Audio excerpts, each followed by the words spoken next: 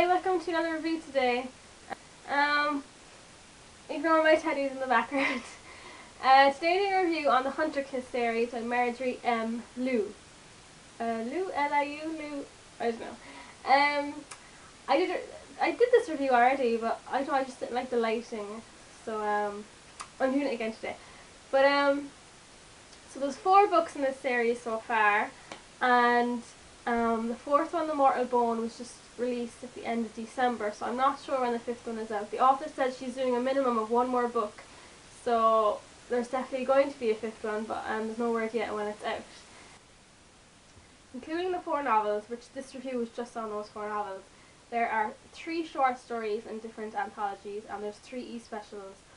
A lot of those e-specials are only available in America and Canada, I think, which is quite unfair, because there is one of them I really wanted to read, Silver Voice. But yeah, so there are lots of short stories, but this is just based on the 4 novels.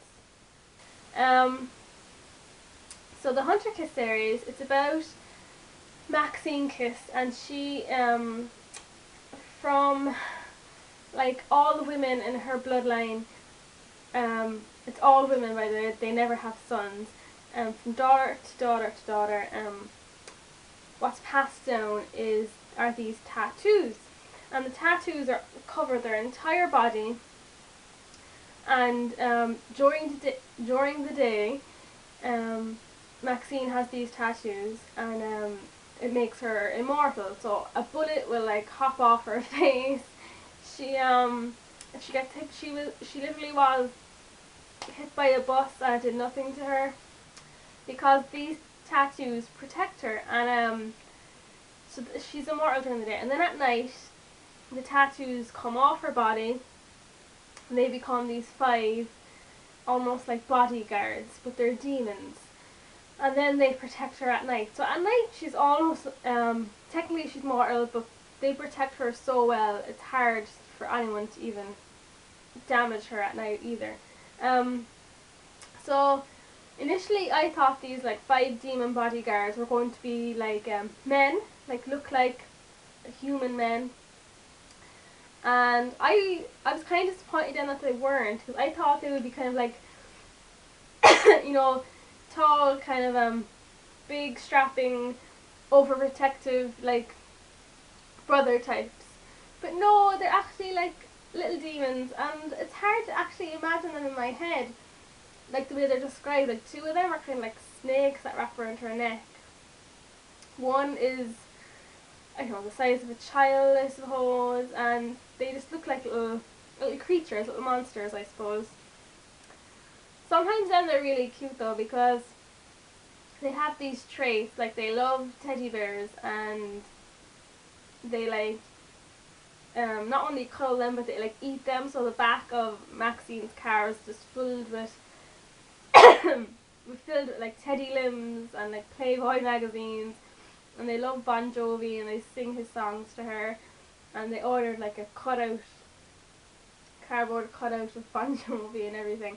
So they can be funny, but they're so like vicious and fierce as well. Like they eat bombs, and if anyone even touched Maxine, they will kill them. Like they are fearsome demons, and the more we read in the books, the more we figure out their background and how dangerous they really are. But when Maxine then has a daughter herself, eventually they'll leave her body and go on to the daughter's body. But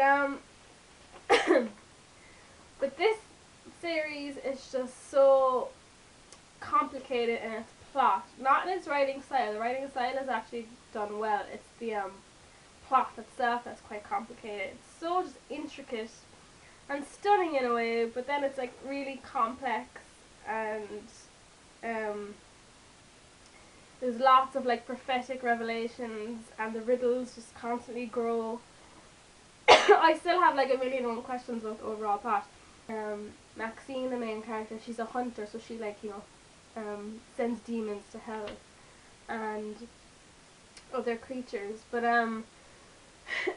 she starts to learn a lot about her fate and her bloodline and the role of all these demons. Like some people might be able to stick with it. I managed to stick with it. I just generally I don't really mind a complicated series if the writing style's okay. And by the end of the fourth book, though, I mean, I was starting to kind of understand things a bit more. And I think the fourth book, which is my favorite, is because it was the most straightforward. I think, like, the plot itself, it didn't have too many questions formed. More questions were answered than more questions were formed, really. Okay, the more I'm talking, the more my throat is getting tickly. I'm not crying, by the way.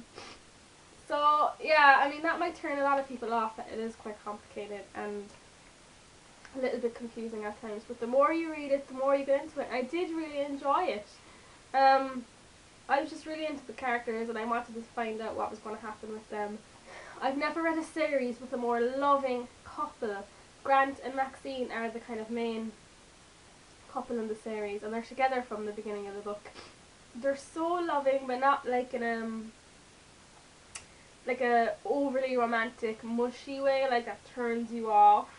It's really endearing and sweet, but it has real strength in it. And Grant, he's a very strong character, and like, even though he shows lots of emotions, he you know, you get that strength from him, and I really like them as a couple.